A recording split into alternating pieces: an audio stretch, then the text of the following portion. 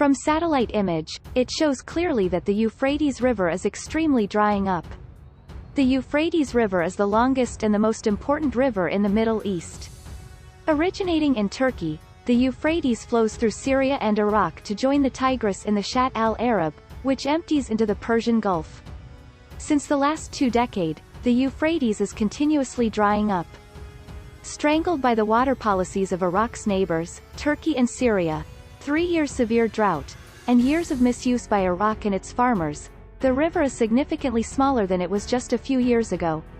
Some officials worry that it could soon be a country with no river. The shrinking of the Euphrates, a river so crucial to the birth of civilization that the Book of Revelation prophesied its drying up as a sign of the end times, has decimated farms along its banks, has left fishermen impoverished and has depleted riverside towns as farmers flee to the cities looking for work. Though it once was susceptible to regional flooding, numerous dams have been built along the Euphrates in the past 50 years which now regulate its water flow. The drying up of Euphrates, Syria's longest river, is raising concerns as the demise of the water body could lead to a humanitarian disaster in the country. Iraq is battling its worst drought in decades. Lack of rainfall and poor resource management has left communities that depend on the Tigris and Euphrates rivers devoid of the water they need to survive. In Islam, some of the hadiths of the Prophet Muhammad suggest that the Euphrates will dry up, revealing unknown treasures that will be the cause of strife and war. The drying up of Euphrates River also raised concern among Christian community. In the Holy Bible, Revelation chapter 16 verse 12 says, "And the 6th angel poured out his vial upon the great river Euphrates, and the water thereof was dried up, that the way of the kings of the east might be prepared." The drying up of Middle East is not a prophecy anymore.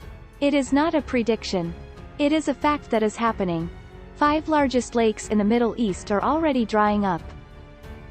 Rising temperature and mismanagement are contributing to water insecurity and could lead to environmental crises.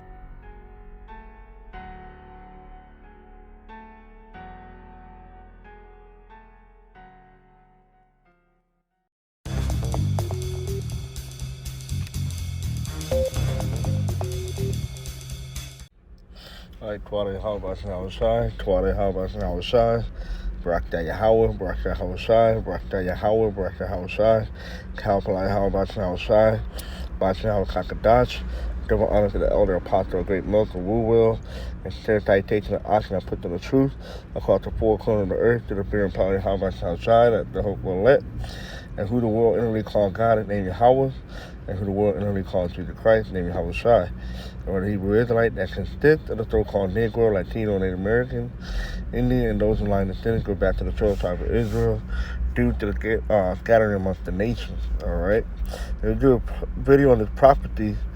All right, it's about the Euphrates River drying up. Okay, if you don't know what that is, all right, I'll put the video in the post-production, but it's the Euphrates River. It's right there in modern-day Iraq, which is ancient Babylon. All right, so it's this property right here. Okay, they're gonna read it in Revelation. All right, and it just further proves that these properties are real. All right, and that these properties are coming to pass. Okay.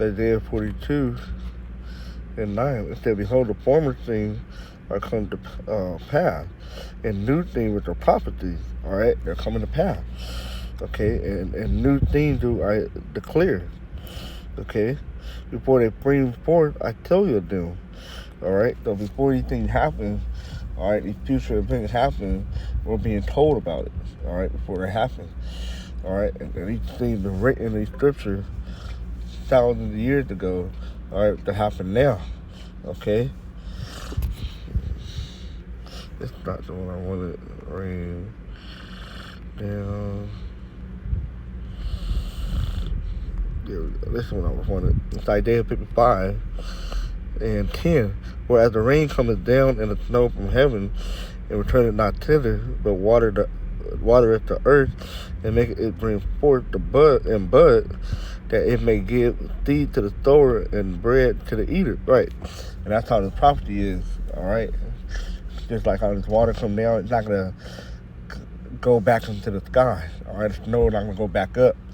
All right, it'll come down, water the ground. They're gonna bring forth fruit.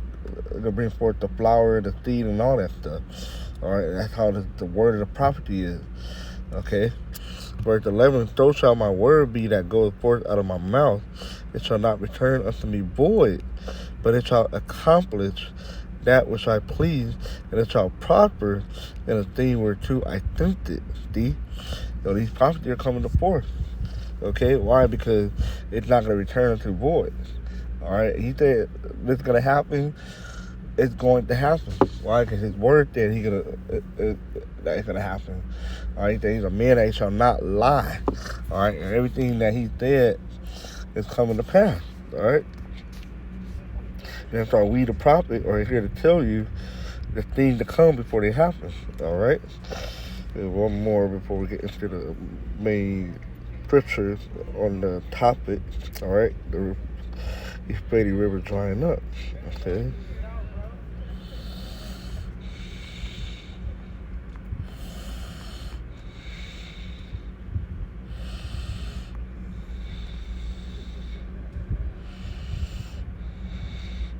Exodus 15 and 1, behold, speak thou in the ears of my people the word of prophecy. All right, and that's what we're doing. And the people, these so-called Negro, Latino, Native Americans, they will tell you the things that happen before they happen. Prophesying these things, all right, and we see what's going on in the news and in the world. We're telling you, hey, this is what the prophet wrote, and it said this is going to happen. It said, which I will put in thy mouth, saith the Lord, and cause them to be written in paper, right, with the scripture that we have. For they are faithful and true, see? That's why it said the word will not come back from me to void. All right, so what he said, what he's going to do, and like I said, this is what proved the scripture and the prophet to be true, right? Because we just read it. And cause them to be written in paper, for they are faithful and true. All right? Yeah, because they're faithful and true. All right, because it's going to accomplish that what he said they're going to do. All right, what we just read in Isaiah 55 and 11. All right. Now let's get to the Revelation 16 and 12. And the sixth angel poured out his vial upon the great river Euphrates. All right, and we just show you right there. It's in modern day Iraq, which is ancient Babylon. Okay.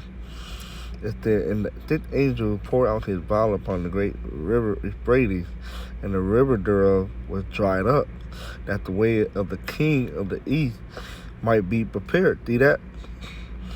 So this video is just showing you, all right, on A&R News, that the river is drying up. And they just told you the prophecy of Euphrates River drying up is happening now, 2022. All right, because things are popping, man. All right, because this is all to get ready for World War III. All right, further down, it's not in this chapter, is it? No, it's in a different chapter.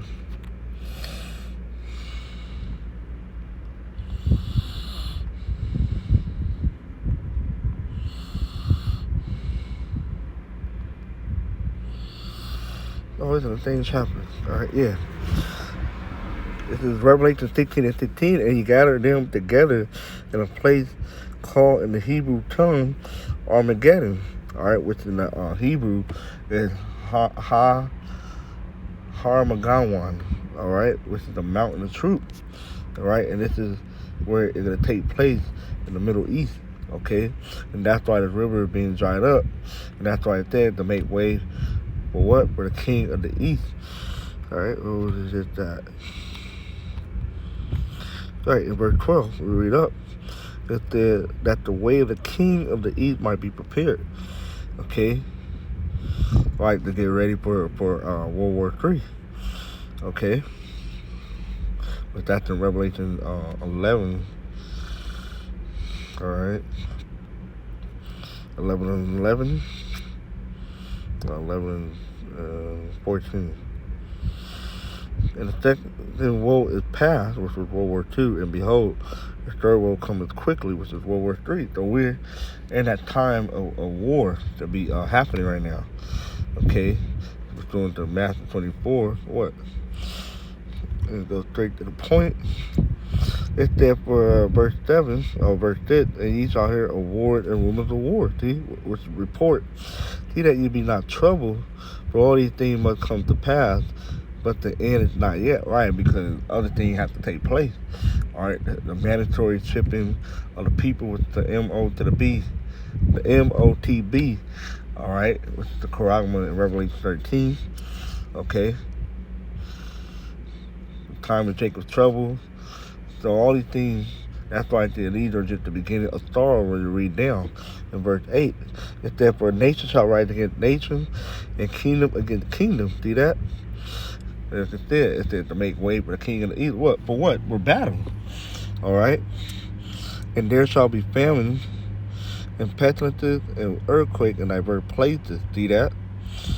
So all those things are taking place too. So which show you that we are in a time of Yahushua is soon to return. All right, and for World War III, they're ready to pop off. In the midst of all that, you got the famine that's imminent. You got the pestilences that's here, the earthquake. It's all happening right now. Verse 8, all these are the beginning of sorrow. See that? They're just the beginning of sorrow. Okay? Now let's go to, because I pressed for time. It's Joel 3. And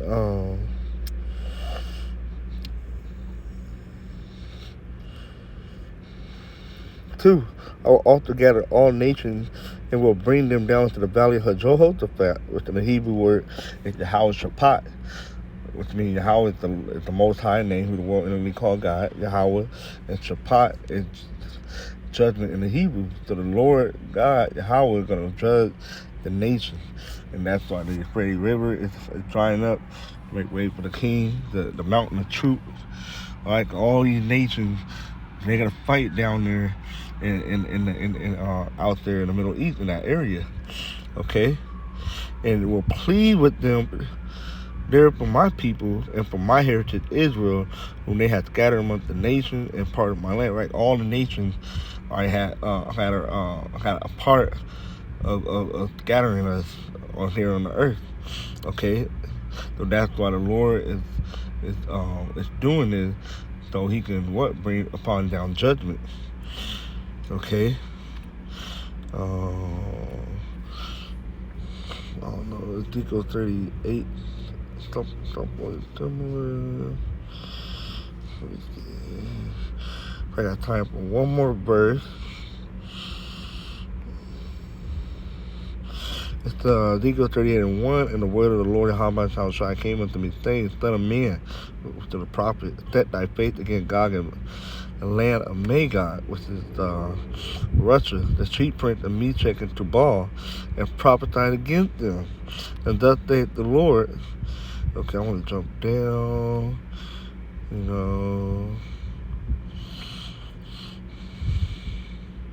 Actually, I can read through this real quick. And I will turn thee back and put hook into thy jaw, and will bring thee forth, and all thy army, horses and horsemen, all of them clothed with all sorts of armor, even a great company with buckler and shield, all of them handling sword.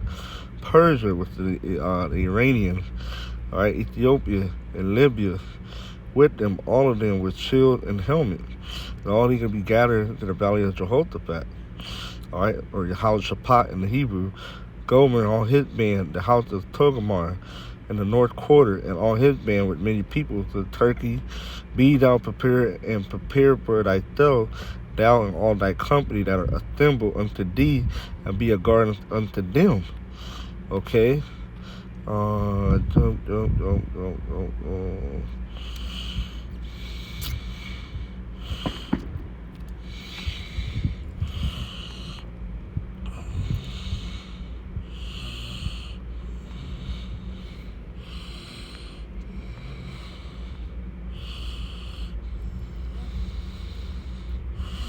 Isaiah 13 and 4. The noise of multitude in the mountain, like as a great people. All right, like we said we read in Revelation 15 and 15. Hamagon, the mountain of truth. Okay, a tumultuous noise of the kingdom of nation gathered together. The Lord Yahweh outside of hosts muttereth the host of the battle. They come from a far country, from the end of the heaven, even the Lord Yahweh outside, and the reference of his indignation to destroy the whole land with the ITB and Mythos.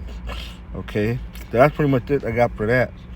All right, like I said, basically, this is prophecy being fulfilled. Revelation 16 and 15, the Euphrates River is drying up. They gather that muster up the battle to get ready for the war, for World War III. This is all for how about Shai's judgment to take place. All right, why are they fighting each other? How is Shai going to come in the midst of that? You read 2nd Ezra chapter 13 to go into that. All right, so with that, I want to say shalom, shalom, shalom.